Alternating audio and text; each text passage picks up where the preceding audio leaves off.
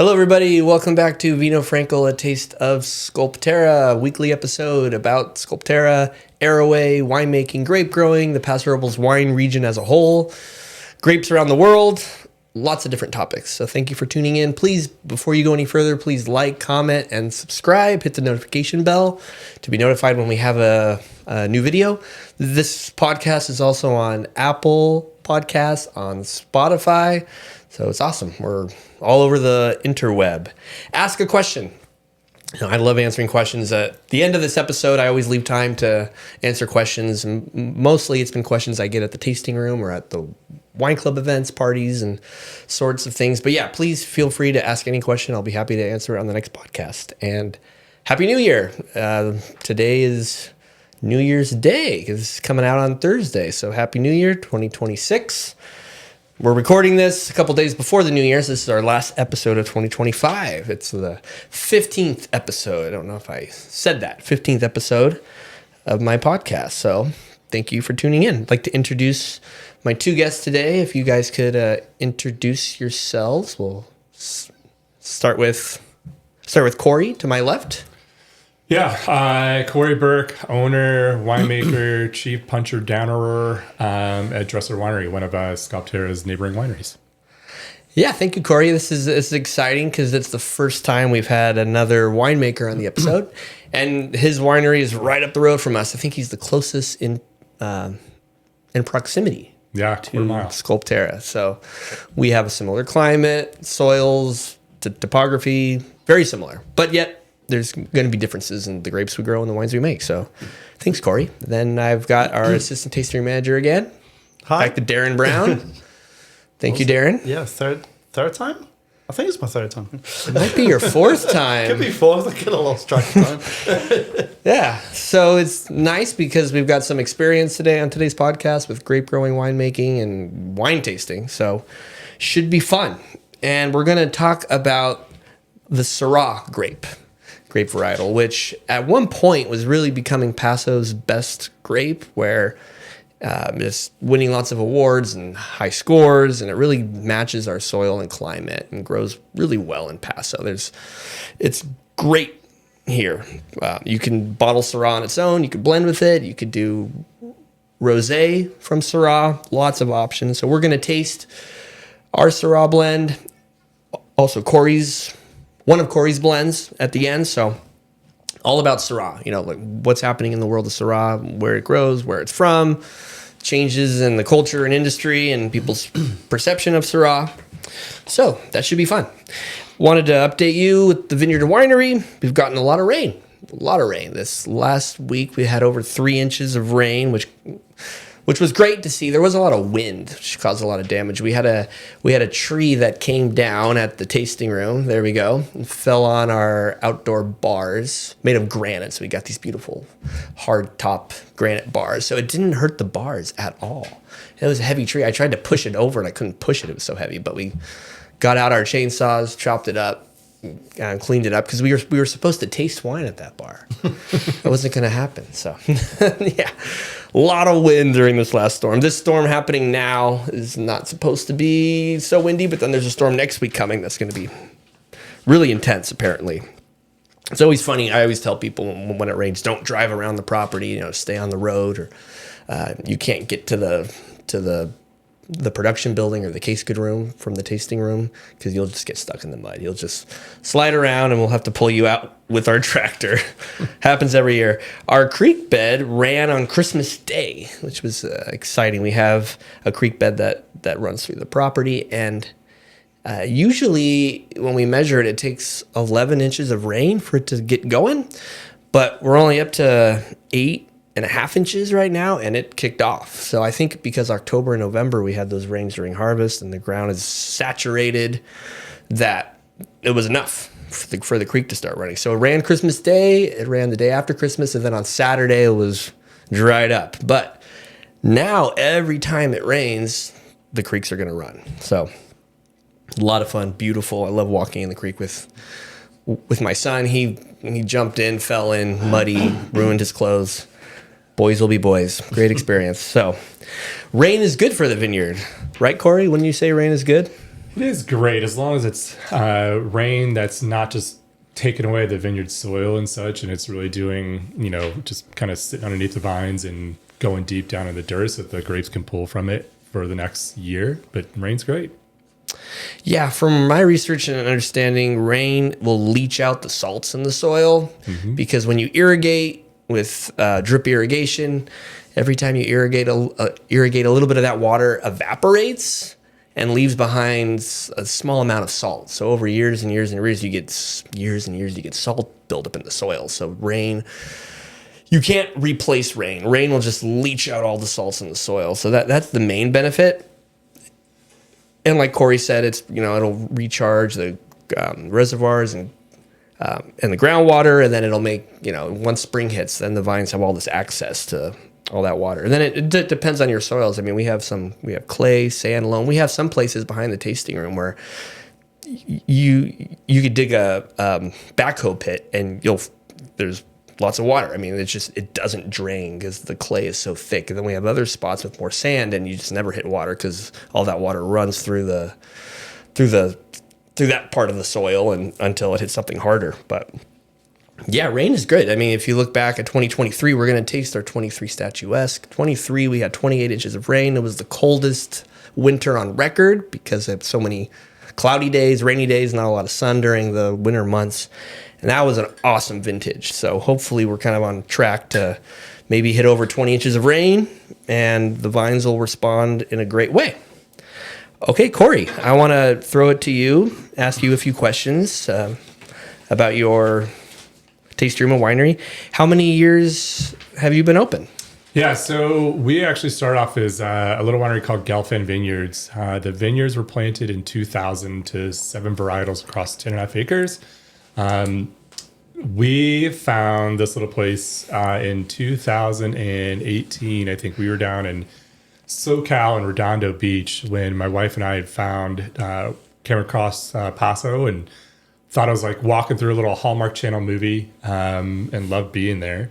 And always had a little bit of a dream to do something in wine. I just never knew what it was going to be, and certainly not make wine and not have a vineyard and all that. And it just kind of happened. We had bought a little property, had an acre and a half of Zin growing on it over by Bianchi Winery, and it was a good little start. But I wanted to learn how to make the wine. Had no idea how to make wine whatsoever, so why not buy a winery and have a bank loan where you have to figure out how to make wine pretty quickly. But we found this vineyard to learn how to make wine, and the owner was great to work with and learn from. So 2020, we took over. We came to terms with him to buy it on March 7th of 2020. 10 days later, California shuts down and gets all wonky. So, yeah. Now, did I knew Leonard Gelfand pretty well because he made wine at Malloy O'Neill, or he helped Malloy O'Neill Winery helped Leonard Gelfand get his start and do Gelfand Winery. So he worked with you the first year, or he showed you what his procedure and how he did everything? That's right. So in 2018, we brought our grapes over for the first time and started just doing whatever he told us to do on his grapes and helping out. Then just as basically making our wine with him too. And then it was 19, well, actually his first day of harvest of 18.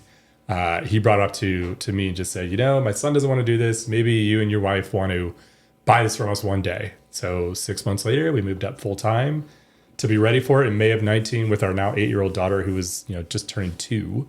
And then so he stayed on board. Well, going into 19 harvest, he was mostly there, but it was more so just, here's my process. Go ahead and do it. And have fun with it. And I just thought I was helping him make his wine, and it was going to be his responsibility to pay for it and sell it for the next 2 or 3 years. And it was 2 months after harvest, where he just said, okay, let's do this. Let's figure out how to make it so you guys can take over. So we came to terms then and took it over. So you discovered him from just being in Paso because you said you had property by Bianchi? Not even that way. So there's a small little wine festival, Garagis Wine Festival. So we were down in Redondo. It was 17. It was that first year we bought that first property and went to the Garagis in Santa Monica Festival in, I think, February or something like that then. Or maybe it was the fall because it was after we bought the place. and just went and tasted anybody that was there that said Paso Robles on their sign, and met this guy who Craig Lee, who him and his wife had On Your Left Winery, which is right by really close to Paul at Stillwaters. And at the end of 17, the guy we had making our wine, which was down and I'm blanking on their name, Azeo Distillery, it's off of Riverside. They made our wine for us in 17, but I really wanted to be hands-on. I wanted to learn. There was no plan of really starting a winery or selling that wine or anything like that, but I wanted to learn. So, and I really didn't learn from him. He was, they're a custom crush and they were doing the work, and that was it. So we ended up, I reached out to Craig and just said, going to 18, I was like, I want to be the one that's making the wine now or learning how to make it. Where do I go? My thought was maybe let's take the grapes over to Cal Poly, like take them. I don't care. Just do whatever you want with them. But can I just listen in and learn and, be hands-on somehow, or, work with Craig? But Craig was making his wines, as he told me, at Gelfand, basically. Oh, okay. And so he made an intro. It was a Wednesday morning at 9 a.m. He said, hey, the Gelfands are here up in Paso. You should come up here and meet them and see if it's something can work out. I'm like, okay, great. Who are the Gelfands? What are you talking about? I have no idea. Why am I coming up there? And he's like, so you can talk to him, see about bringing your grapes there to learn how to make wine. So literally drove up there. I left at like 9:15. My wife and I both worked from home, and I forgot to tell her I was just leaving to go to Paso. So I was like on the 405 going through the valley, and I called her. I was like, oh, I forgot to tell you, I'm on my way to Paso. I'll be back by like 10 o'clock tonight. Got up to Paso, went to Gelfand, told him we just want to learn, and he was pretty quick to say, okay, great, come on board. Be here when I tell you to be here, and, we'll go from there. So that was to do custom crush. Basically, yeah, just make our wines. And, we really didn't have a foolproof plan on what we're going to do. We'd actually, that year, had a really close friend of ours, one of my wife's best friends, who was diagnosed with basically terminal lung cancer. And so our thought was, okay, what if we could figure out a way to make the wine good enough that we could find a way to sell it and use it as a way to raise money for her foundation? So we just, I didn't want to do it on my own because I had no clue what I was doing, and it would have been terrible. And subsequently, I'd had a little bit of the Gelfand's wines, and I thought they were pretty tasty, and just told him a story, what was going with our story at the time, unbeknownst to us. His wife was actually going through her own cancer battle, so I think that maybe struck a little chord with him, and was kind of a good little bit of symbiotic opportunity to work together.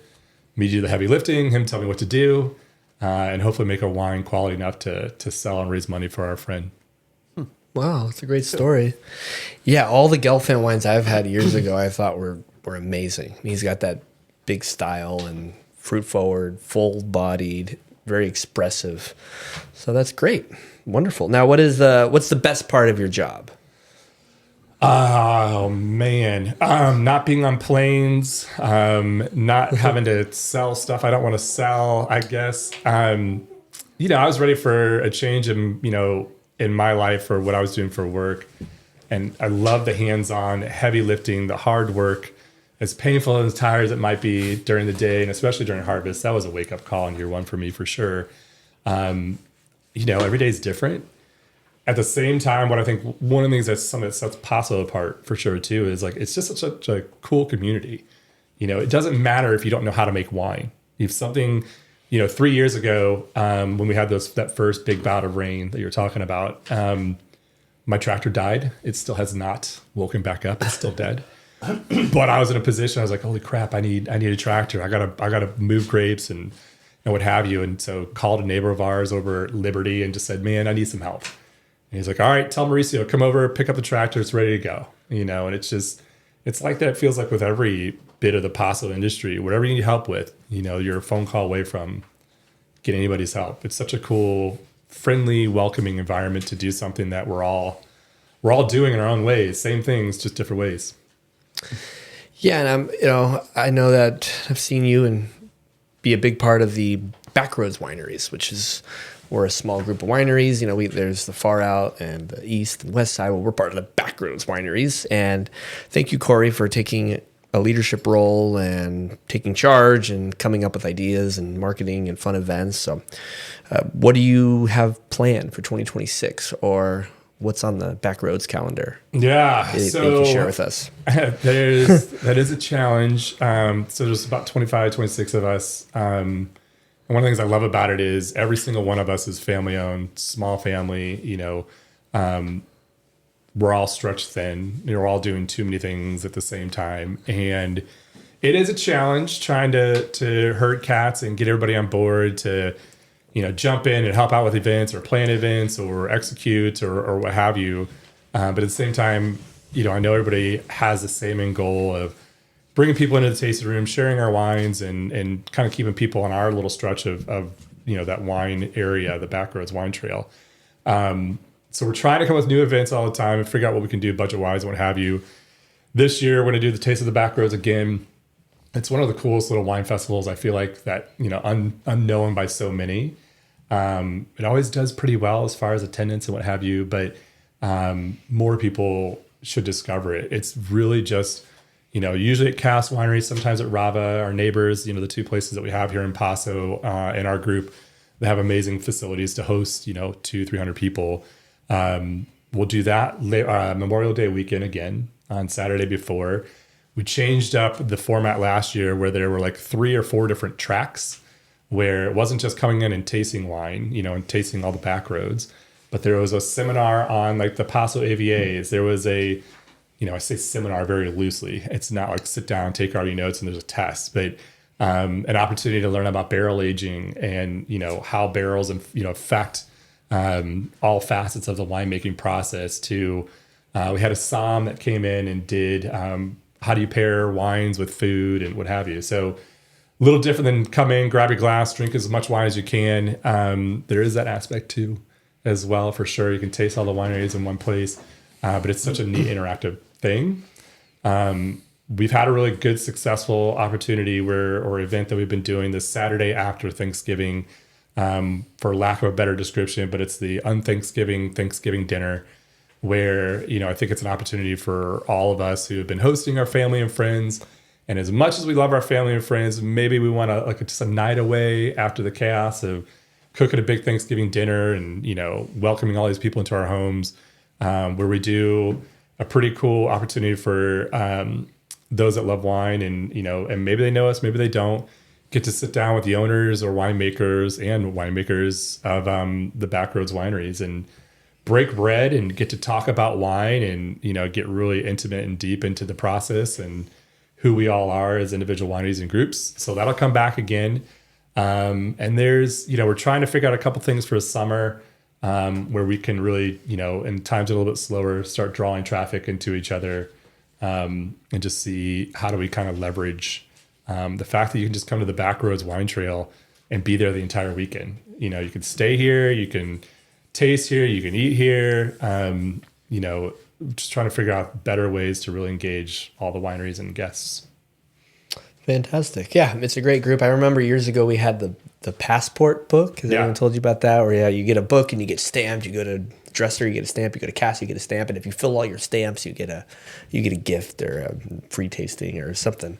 So that'd be kind of cool because there's a lot of smaller Backroads wineries that are only open on weekends or some of them are hard to get to but they're worth experiencing. There's some amazing places that you've never heard of that you need to try out. So, okay, Darren, I have some questions for you. Okay. It's the end of the year, and I really count on you to help me with the inventory. So, end of the year, we count every case, every bottle, all the wines. I count all the barrels and do that monthly. But end of the year, we do a deep dive, and mainly I like doing it because then I can see what is selling and trends over time. We're selling more Cab this year or Pinot Noir or Syrah or Viognier, whatever it is. And I can look back at other years and see what's selling. And we think we know what we're selling, but we make over 25 wines every year, and changing the tasting list every month. So,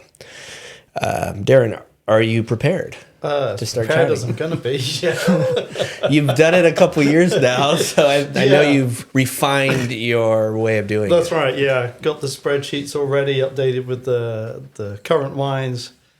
I've got the fabulous pink tape I use for roping areas off once I've counted to not mess up the numbers. But yeah, it's quite a task, but it's think of prepared as I'm going to be. Yeah, it's what we do is we freeze the inventory. So we just want to know like what we start the year with, what we end the year with, and then what we've sold in the middle. And it's funny too because it makes you really like the idea of having a non-vintage wine. Because instead of having 6 different Cabernets, you have to count. You just have one Cabernet. You know, we've got multiple because it's not just 25 wines. It's 25 wines times 4 years, so it's 100 wines that we have to count and add up. But it's very helpful. I really like looking at it. It looks like we're going to sell the same amount of wine this year as we sold last year. It's going to be really similar. So it's interesting. Very interesting. Yeah. It's a good way of organizing our barroom storage as well, because there's always like some random case of an old vintage that pops up. So yeah, it's good to do these things. We'll get the surprises out of the way then and there. What about Darren? I've heard this a lot from customers and from people I run into that people's tastes, their preferences are changing. People are more interested in drinking white wines than red wines, or that's seeming to happen. Have you seen this? No, I think people's tastes do change through their kind of wine journeys. So I could see that being perhaps skewed with more people new to tasting, coming to a tasting room who've only found that they like sweeter or lighter kind of styles.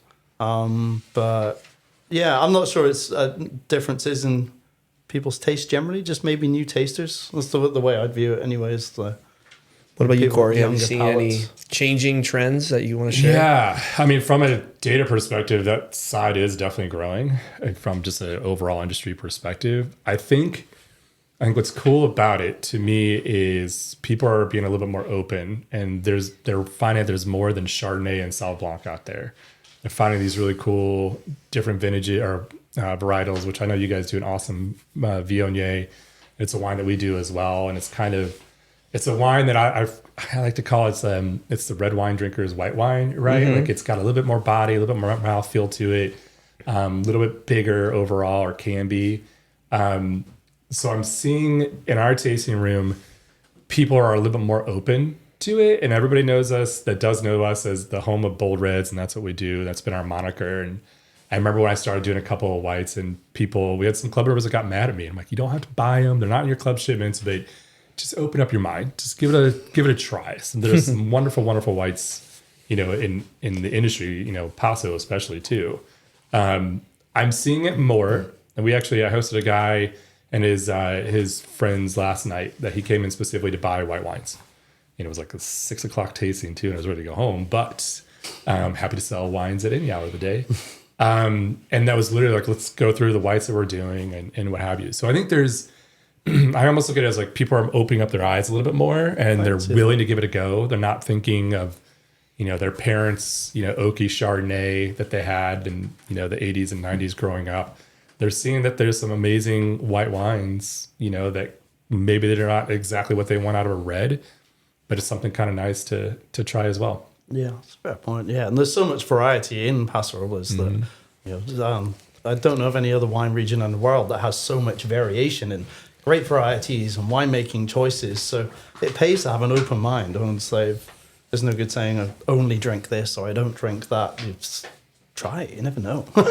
I'm seeing less people say I only drink reds and more people saying like I'm willing to experience the whites, almost like they're opening up their horizons a little bit. Good. Yeah. Very nice.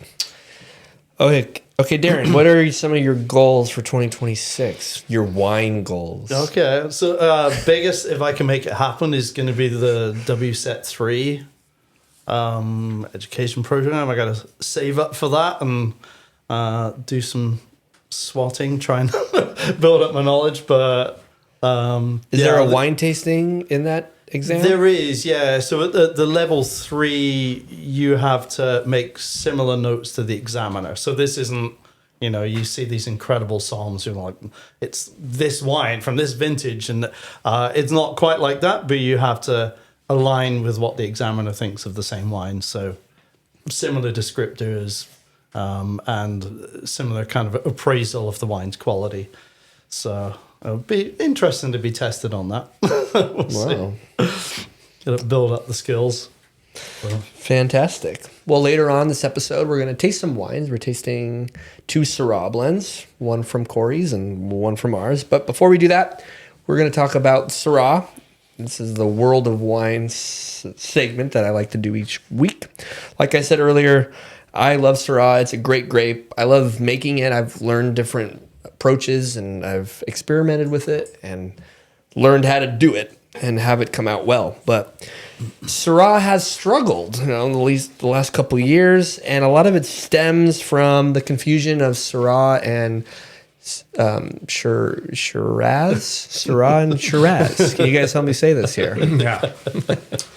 Yeah, because people they buy a Syrah, it's a Shiraz, which is the same grape, Syrah grown in Australia. So maybe they buy one thinking it's California wine, it's Australian wine, and they don't like how it tastes. So that's hurt it. That it's the same grape, just pronounced differently in different countries.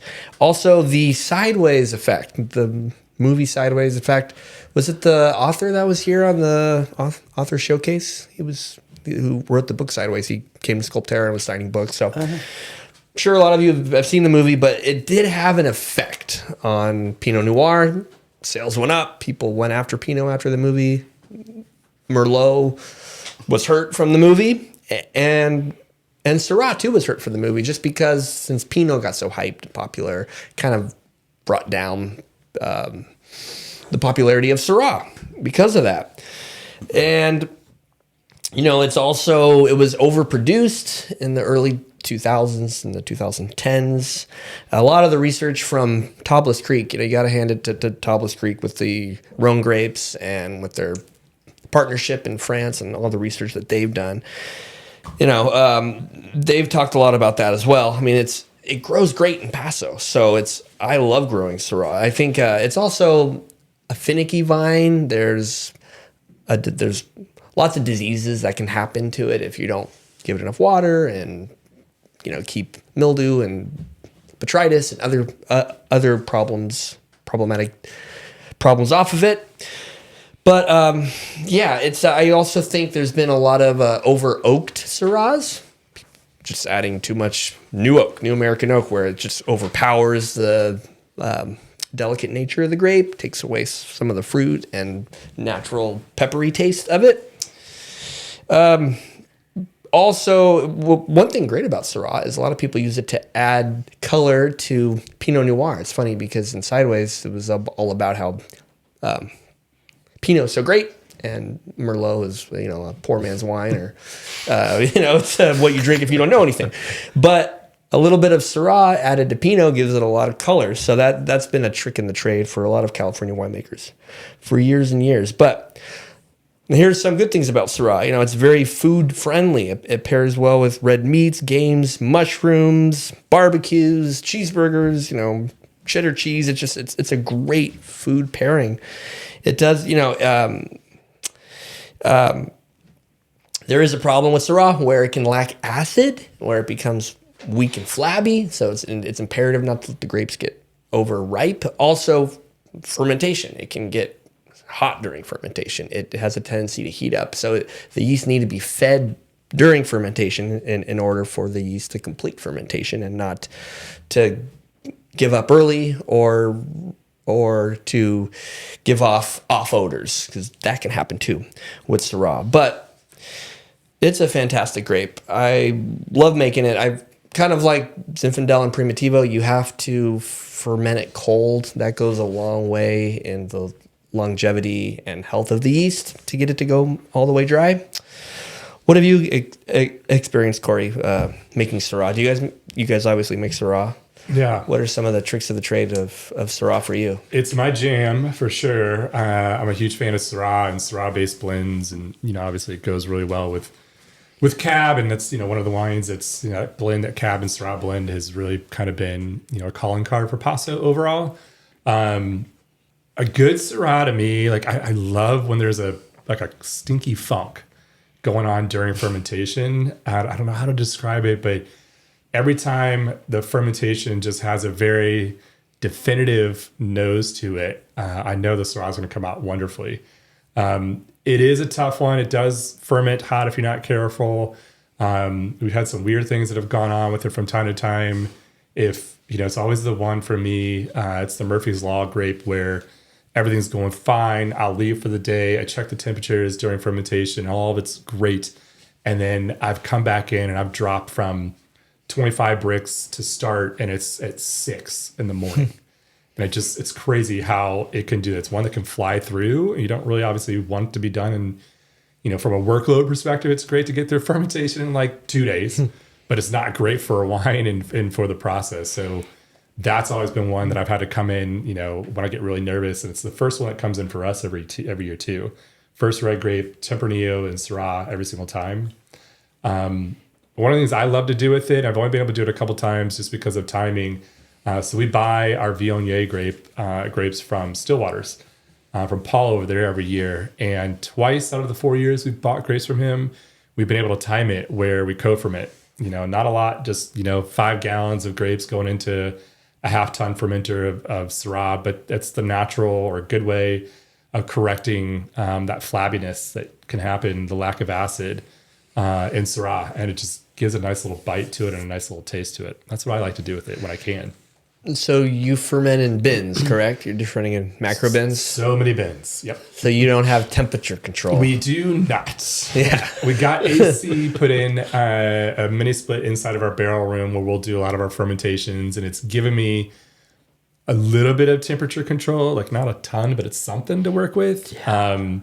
And there was another wonderful winery here called Vino Frankel that they retired a couple years ago. We were able to buy most all of their stuff and finally got a proper chiller. So use it mostly for the fermentation of my whites, obviously to ferment those cold.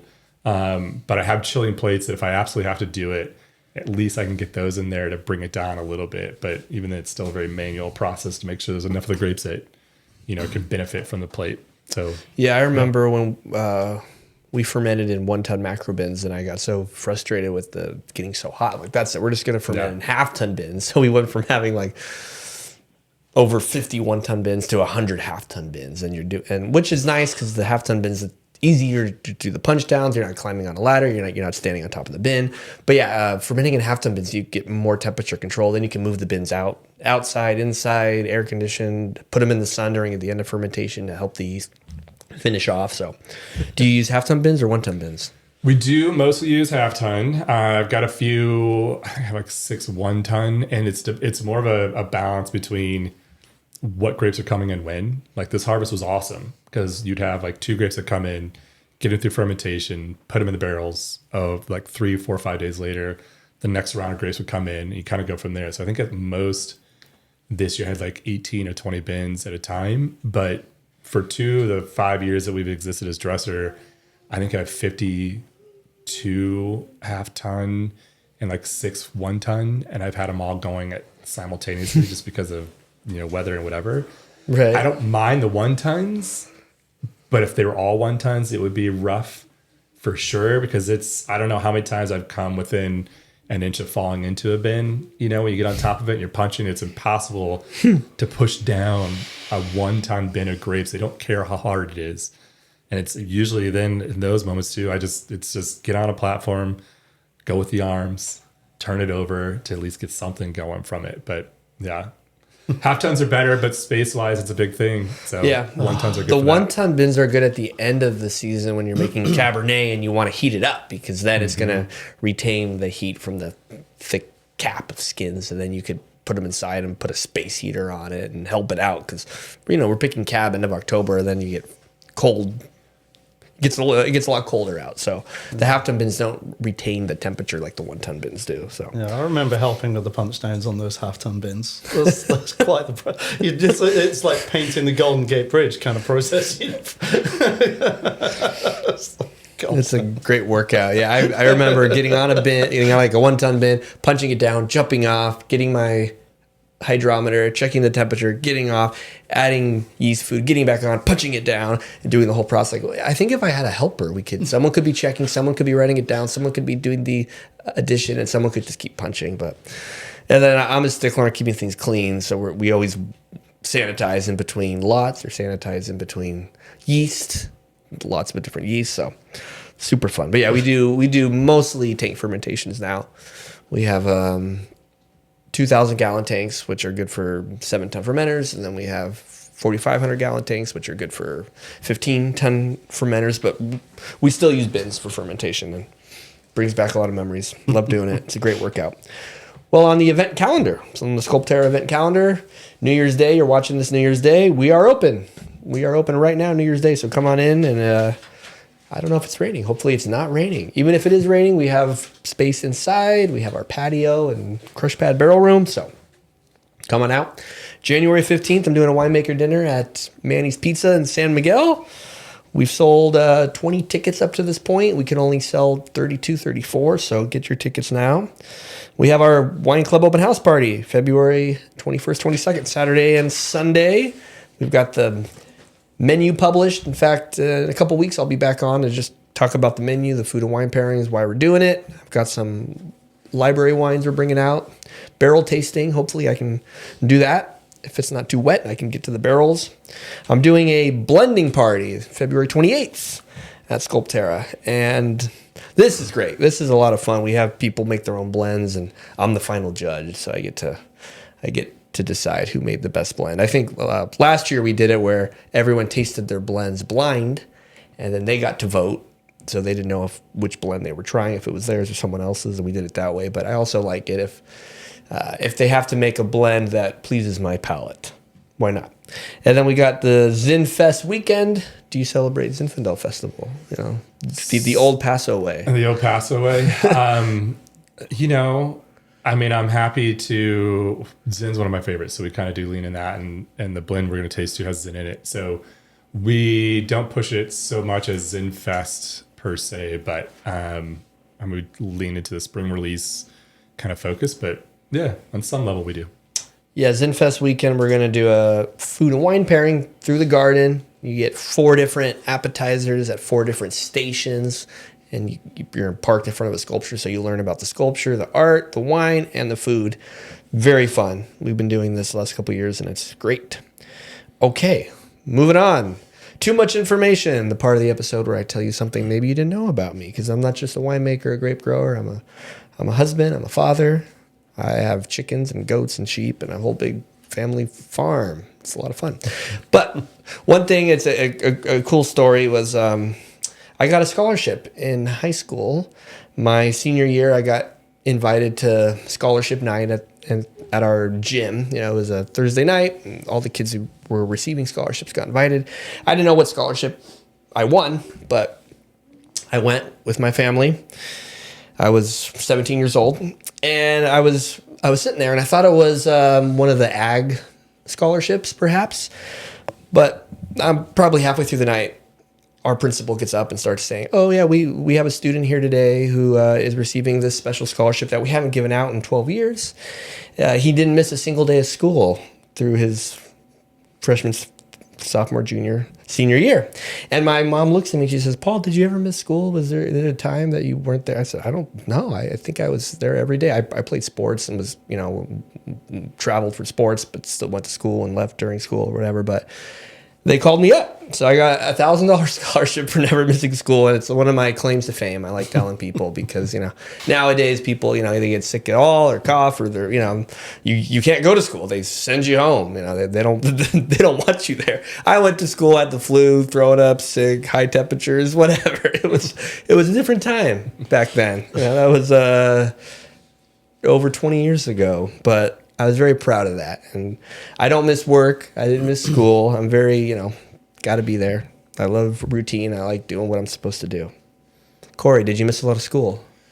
I was also a little bit of a nerd like you, Paul.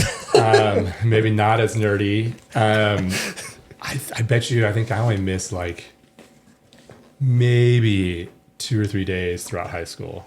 It just never... My parents both working and what have you, but I can remember one day I was home, and that was only just in grade school. But I don't think I missed hardly anything. Yeah, I think I was always terrified of having to make things up. I didn't want to miss. Yeah. Oh man, I have to take that test because I missed the test. And yeah. What about you, Darren? Or were you a good student? No. I paid attention when I went. You paid attention when you went. That's good. Well, it's funny because then you get to college, right? And I went to Cal Poly, and people don't go to class, which I thought was bizarre. It's like either your parents are paying for it, or you have to work after school and to pay for college. College is expensive, and you're not required to be in class. You could show up for the notes, or show up on the test days, or they give you the book, or you go online and read the materials. But a lot of people don't go to class during college, and that really surprised me. It's like, wouldn't you want to be in class if you're going to college? So even in college, I was there. I enjoyed it. All right, moving on. Animals in the vineyard, my segment where I go over an animal that we have on the property, the vineyard, or the pistachio trees. What about road runners? Have you guys heard of the roadrunner bird? We've got a picture of a roadrunner. It's funny because this is a California roadrunner. What's funny is I see one once a week on the same spot of our property, so it's got to be the same one. But interesting is it can eat a rattlesnake. We've learned about skunks can eat rattlesnakes, and they're immune to the venom. Well, same with the roadrunner. It lives in the desert, in the grasslands, in the oak woodlands. Interestingly, it has some skin on its back. It's like a mini solar panel, I guess, and it retains heat, and then it helps it at night to stay warm during the night. So interesting, but yeah, it eats almost everything: snakes, lizards, rodents, spiders, insects. So it's a good bird. It doesn't normally fly. It can run up to 20 miles per hour. It's fast, and it likes to just kind of jump and glide, but it doesn't like to fly. It's a beautiful bird. You don't see them a lot, but they are here in Paso. So if you see a roadrunner, leave us a comment. Tell us where you saw the roadrunner. One of the many animals that we have at Sculpterra in the vineyard. Do the coyotes chase them? It's way smarter than coyotes. It's another little hidden fact. They beat coyotes all the time. It's not as big as you would think. When you see them, they're just maybe 8 inches tall, 12, maybe 12 inches long, and they're fast and they just fly around. So usually I see them at sunrise, like right after sunrise, and never again throughout the rest of the day. It says that they can make dove-like coos, barks, or a clacking sound with their beak. I don't know if I've heard a roadrunner. I've seen a roadrunner. I don't know if I've heard it. So, roadrunners, one of the many animals we have. Okay, well, let's jump back to our Syrah conversation. Again, focusing on Syrah. We love making Syrah. Does well in Paso, so I'm going to flash it over to Darren. Darren's done some research and wanted to share the history of Syrah. Okay, yeah. So, yeah, for the longest time, a lot of people used to think that it was from the Middle East, from modern-day Iran. Genetic testing has proven otherwise. So, Syrah is an ancient grape from the northern Rhone Valley in France. Its parent grapes are Dureza and Mondeuse Blanche. I don't know anything about those either. Although it happens, some people seem to think that Mondeuse Blanche is also a parent grape to Viognier. So they are related. And where you tend to find them in the northern Rhone Valley, they're often grown together. So northern Rhone Valley in France is where it's most well known. It's had numerous synonyms over the years. Shiraz being one of them, and that's the names that seems to have stuck in Australia. Although, as Paul said, confusingly enough, sometimes that term is often used in other parts of the world where there's warm climate and they're growing Syrah. But Syrah, Shiraz, same thing, although there is some genetic diversity, of course, as with many grape varieties. A number of growing regions it's found in France. Northern Rhone Valley is most well known. If you've ever had a wine from Hermitage or Côte Rôtie, some crazy expensive wines from that region, but Syrah is their main grape variety. And there it's often co-fermented with Viognier, which I'd love to know more about, what that brings into the wine. Of course, we've already talked about acidity, but we'll get into that. But yeah, so and the floral notes from Viognier can often make its way in there. Variations in style, of course, with Syrah. Some can be very clean, dark fruit. Some can be pretty wild and not really a wine for beginners. Some of them can have, depending on the yeast and the fermentation temperature, that kind of stuff can have some pretty funky aromas. You'll often see bacon grease as an aroma for Syrah, which you think that sounds really weird, but when you try it, well, I like it. I like that kind of Come thing. taste ours. It's got the bacon fats. Right. It happens at times. It's crazy. So, yeah, Syrah been in California since the 1800s. In this region in particular, we can't talk about Syrah without talking about Gary Eberle. Of course, he was part of Estrella Vineyards, and he was, I think, the first to make a Syrah varietal wine back in the 1970s. But more often than not in Paso, of course, you're seeing it as part of the GSM blends, and that is as they use it in the Southern Rhone Valley in France, where they're adding in Syrah to Grenache to give it a little more body, a little more color. But thank you very much, Gary. A big nod to Gary. You should be watching this. So you subscribed, Gary, because really you should be. No, yeah, because he got the cuttings from UC Davis, correct? I believe so. Yeah, there are stories there. I'll have to get Gary on to talk about that because there are stories about cuttings in suitcases from France, but also from Davis. I gather they, of course, the cuttings would have originally come from France that UC Davis were growing. But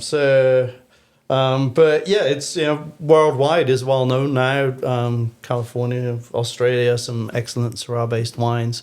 I'd love to have your comments on the video here. What's your favorite Syrah that you've had, and what's your kind of style? Have you had Hermitage? Because anybody who loves Syrah should try Hermitage for sure. What I've got. Okay, so and of course we went through when we were talking about Petit Syrah in a previous episode. Syrah is one of the parent grapes, along with Pelosin was the other parent grape that created Petit Syrah. So they are related, although in the Rhone Valley they don't especially like Petit Syrah. It's not one of the sanctioned grapes there. So go back and watch that episode if you haven't, where you know more about Petit Syrah, because we've already done that one. So we've got less than an acre of Syrah growing on the property at Sculpterra. That's right, isn't it? So you normally buy some fruit from San Miguel Vineyards sometimes. Eugene Alonso. Eugene Alonso, Penman of course. Springs. Eugene from the village. Yes, he's got excellent Syrah. One thing we didn't mention about Syrah, which is one of the big perks of it, is that it's ready to drink young, because it's got that. Maybe it's got less acidity, and it could be higher alcohol, and could be fruit forward. You could bottle it young. Even if you age it in new oak, it still comes out great. It doesn't need it. It's not like Cabernet, which tannins and bitter, astringent, and bold. Where Syrah, typically in Paso Syrahs, you can bottle them after 8 months in barrel, a year in barrel, and you're in good shape. And you can release it, and the wines taste great at that young stage. One time I made Syrah from Indian Valley Vineyards, which is up in Monterey, and it was totally different. It definitely had that coastal feel to it. It had less color, more like Pinot Noir, better acidity, and more cool climate fruits, more raspberry and blueberry rather than blackberry and cherry and boysenberry. Just a different flavor palette altogether, and I loved it. And I blended the Monterey County Syrah with Syrah I got from other vineyards in Paso, and very complex. So it really takes on where it's grown. And again, you can bottle it young. I've never had a Syrah where this needs 10 years in the bottle for it to be drinkable. No. It's not like that. Yeah. One of the aromatic compounds found in Syrah is rotundone, which has flavors of black pepper or marjoram. So a lot of flavors that come through in wine tend to be precursors in grapes. So if you taste the grape, you don't really get the fruit flavors you do in the wine necessarily. But rotundone is one of those characters that is, Syrah is famous for. So you can expect, peppery, long pepper, black pepper kind of aromas in the wine. But typically black fruits, more full-bodied, kind of olive, bacon grease, black pepper. Some of the best Syrahs out there. It's unique with those characters coming together. But yeah, and then, cooler areas, you might get more red fruit focus than that, a bit more raspberry. Paul said, it's typically oak-aged, but it's easy to overdo. A lot of winemakers are kind of moving away from over-oaked wines now, which I can appreciate for sure. And, a little savory wine, so great food wine for sure. Yeah, we just talked about oak. Syrah, in my mind, is a lot like Zinfandel, where it calls for new oak. Maybe you don't want to bottle it 100% new oak, but maybe 50% new oak or 30% new oak is a nice number to use. And American oak is great with Syrah. I mean, it kind of matches that grilled barbecue, bacon, sausagey, smoky component of the oak, and the grape itself has some of those flavor compounds in it. So new oak and Syrah is great. Our Statuesque blend, we use Hungarian oak with the cab and Hungarian oak with the Syrah, but I'm a big fan of both Hungarian and American oak. French oak doesn't make a lot of sense to me on Syrah because French oak if you're using French oak, it's a wine that you want to age for 2 years in the barrel for it to really incorporate the toast and grain and wood itself. So American oak and Hungarian oak are both good candidates for Syrah. And I think it does, oak is not just about adding the oak taste. It also helps the mouthfeel and structure. And Syrah can lack structure. So oak helps it out. Yeah. A lot. So what is the reductive character? Because they hear that a lot with Syrah. It's prone to being reductive during fermentation. Can you say maybe a little more about what that is and what those flavors can be? Reductive, it's an interesting term because it's the opposite of oxidized. We're so careful to keep oxygen off wine, and we cork the wine, and you don't want oxygen to come in too much contact with the wine because it'll prematurely age. Well, during fermentation, you need oxygen to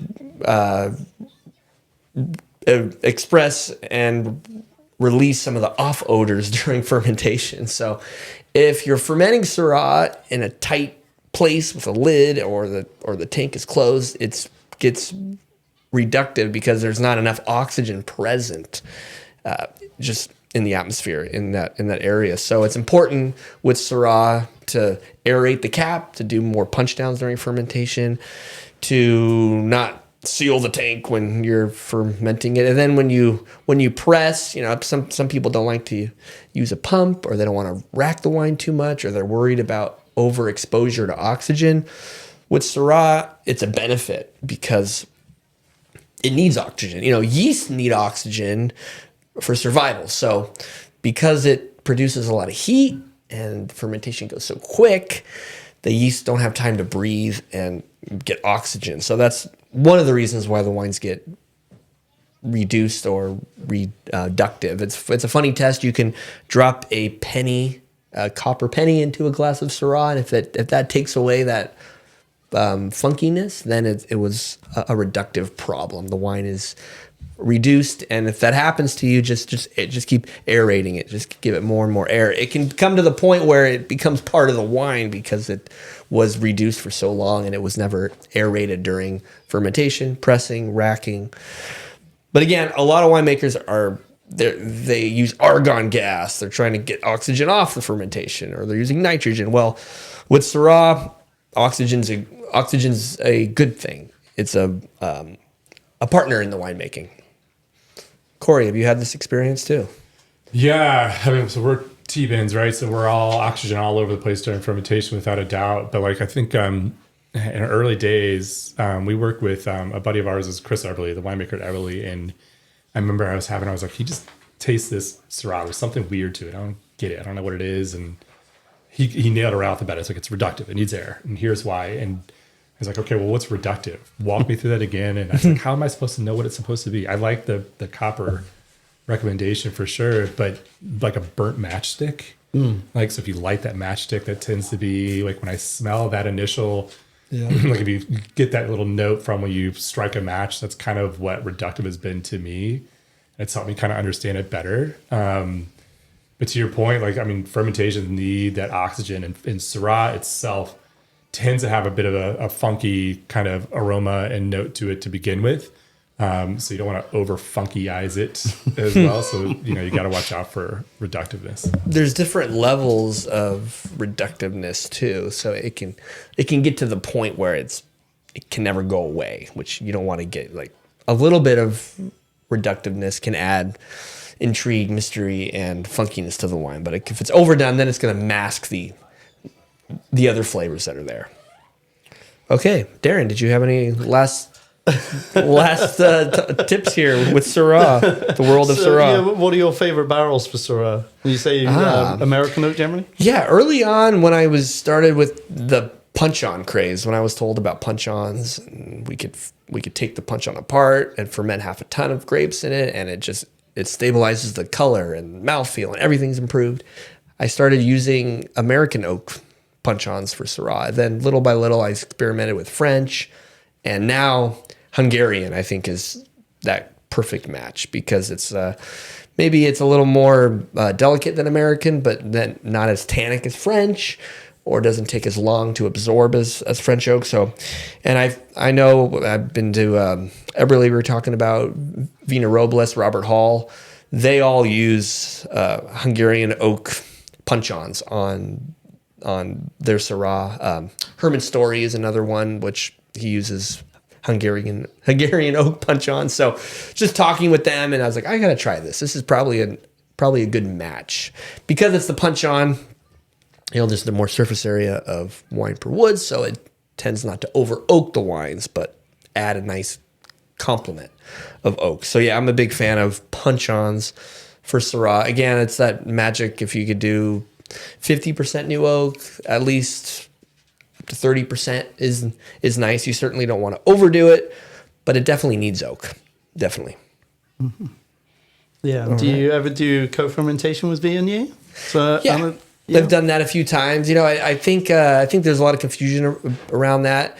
From my research and from what I was taught and what I've learned is it stabilizes the color of Syrah. So you'd think you would strip the color by adding white with red, but actually there's more anthocyanins and more pigment that you're just adding together with the white fruit and the red fruit. So it actually makes the Syrah wine darker because you've added Viognier. And yes, there is that element of acid adjustment. If your Viognier pick it early and the pH is super low and it's high TA, that would also help with the wine. And then, does it give you a tropical taste in the Syrah, or stone fruit, peach, nectarine, all those Viognier characteristics that we know? That I'm not so sure, because if you're adding 5% or 2.5%, I don't know if that comes through. And then once the fermentation gets hot and beat up and it's moving, I don't know if those aromas stay intact. But for the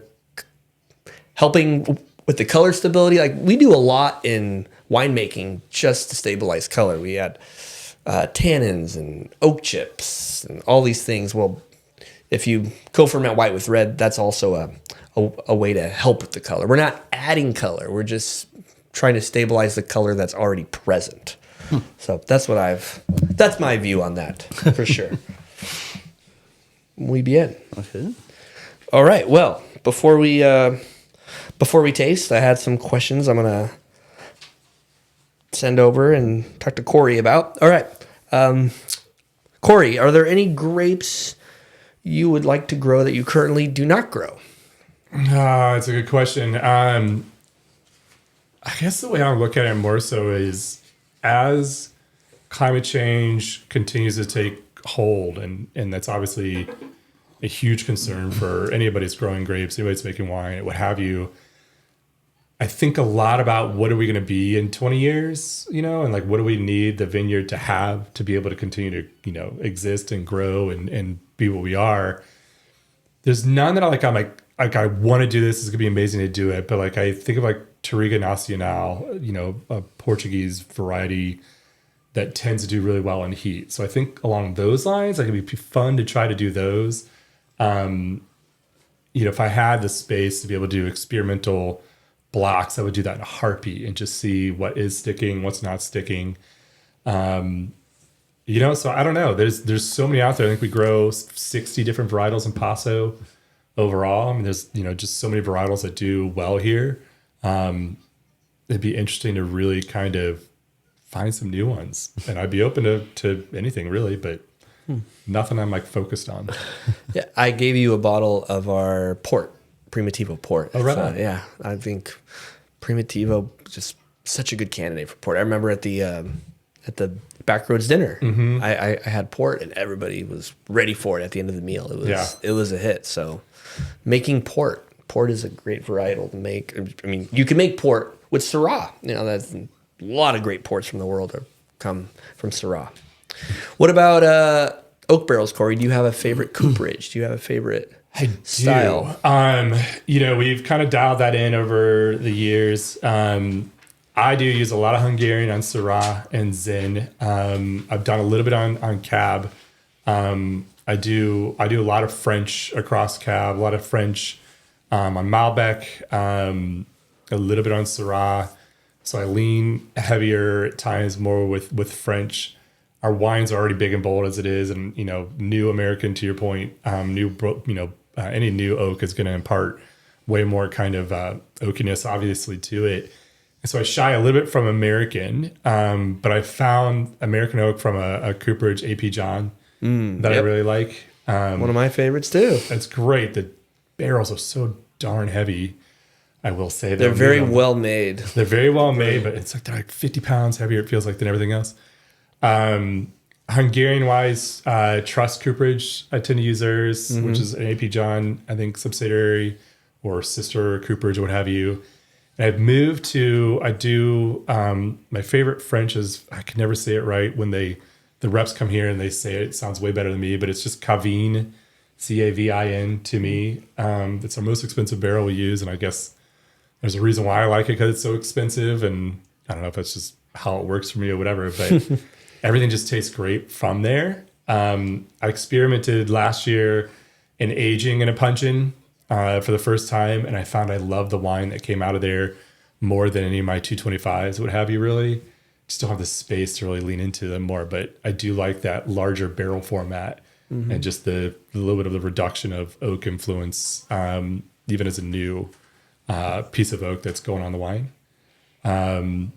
But we used to have, the Galfans used to use like 6 or 7 cooperages every year. It was really about, which one's going to give them the best pricing.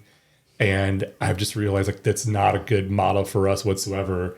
And I've just leaned heavily into the 3 that we work with that have been, I know they work. I know they taste great. I know what the wines are going to be generally when they're going to age after a year, 2 years, 3 years in barrel. So I enjoy those for sure. Perfect. Yeah, I'm hoping to get Carolyn from World Cooperages, Cooperages 1912, Yep. Or is it 1902? I get those wrong. I think it's 1912. I would say 1918 was not it, but it is 19. I think it's 1912. Yeah, I've been talking to Carolyn. They do a lot of demonstrations. In fact, a couple years ago, they did a make your own wine barrel demonstration at Niner Winery, where you got to go and they teach you about the toasting and the sourcing and the seasoning of the barrels. And at the end, you got to design your own oak barrel. So they're on the cutting edge of technology, wine barrel technology. So I'm going to get her to share with us what's going on. Well, let's taste wine. We're going to start with one of your wines, Kory, your Dresser Ranch wine. Just take a little bit. You're way better at pouring than I am, I bet. Just a touch. I'm like a mess good. when it comes to No, I did all right. I find the darker the wine, the more likely I am to spill it. It's just the way it is. I was going to say, this is an interesting option here to have a white couch here. And there we go. And that's how the bad pouring happens. This will be for you. All right. Muy bien. Terrible. As long as it goes on me and not the couch, I'm fine with that. Yeah, so it wouldn't be a wine podcast without tasting wine. We always taste a few wines. Malbec. Yeah, it's a weird blend. So, like Paul, we have young kids as well. And when we got started doing this, we wanted to, our daughter's 8 years old now. And year one, the only wine we made was called Kaya, named after her. And it just had her name on it. And that next year, when she was basically 1 year old, we took some of her finger painting artwork from daycare, put it on the label. The next year it was like water painting and what have you. And then every year, the 2,000 or 3,000 pieces of artwork that our kids give us each year, we as the year goes along, we take our most favorite artwork and whatever. When November rolls around, it's time for us to make our decision on the label. The one that's on the proverbial fridge is the one that gets on the bottle. And so this one, let's see if I can figure out the right way. This is the Kylie. This is, as she calls it, Love Bug. And it's a little girl made out of hearts. The one we just did in 23 was a unicorn that needs a plate of cheeseburgers. Pretty hungry for sure. And the one we're bottling in January is a cat in a rainbow. So very girl-centric, all rainbow colors. But this is a cool little blend. This is mostly Zin. So typically it's around 50% Zin, 30% Malbec, and then 20% Syrah. Syrah is a wonderful wine to really provide, like you said before too, a little bit of color, but a little bit of backbone, as well. So we've kind of stumbled upon this one. Malbec to me tends to have some Syrah-like qualities, so they can play well together. I did not think it was going to play well with Zin. It's a little bit of a weird combo. But when you put in that Syrah with it too, it does all right. I like it a lot. Yeah, I get a lot of Zinfandel on the nose and more of the Malbec and Syrah on the palate. It's got that real ripe characteristic, raisin, plum, riper fruit notes. Really great. And then I can get some of that oak too, but it's not over oaked by any means. Very balanced. Very nice. Thanks. Wonderful. All right. And this was the 2022? Yep. So are you selling through it? Are you... Yeah, this was the second one we did with that blend component of the three, the Zin, the Malbec, and Syrah. And year one, we made 75 cases, and it just took off. And so the next year, we upped it and did 200 cases, which is by far the most we've ever made. We're usually 75 to 125 cases per varietal. But it was just one of those wines where okay, this is nice. It's a any day of the week kind of wine. It's a campfire wine. It's a food friendly wine, etc. And so what we've been trying to do though, these are bolder style wines that we make, and would really prefer they have a year or 2 years in the bottle by the time the end consumer gets to them. So making more has helped us out. We're almost sold out of this one now. I think I'm down to my last 30 cases out of that, which is great. I'm glad to get through it because we have the next vintage ready to go. But now we're back down to about 125 per year with it. Wonderful. All right. Very enjoyable. The first time we tried a non-Sculpterra wine. Yeah. Thank you, Kory. Yeah, nice and bold. Great. Thank you, Dresser Ranch. Yeah, thanks. Like that a lot. All right. We're going to try Statuesque 23. Could you pour a little bit, Darren?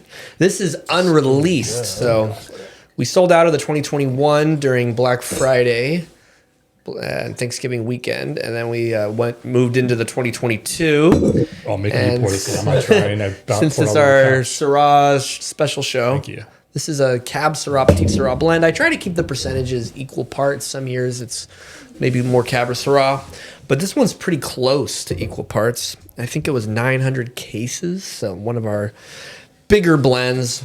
A lot of color, definitely coming from the Petite Syrah. But we haven't mentioned this a lot today, that Cab and Syrah are great together. Cab can be tannic and bitter and hearty, and Syrah can be fruit-driven and soft and round and fleshy. So the two of them just kind of interact, cancel each other out, and add complexity. And then with Petite Syrah added in there, now you're getting, something intense and bold to add even more intrigue to the wine. 23 Statuesque. Yeah, and it's just... What's nice because it's more or less equal parts. There's not one varietal that shows itself more than the others.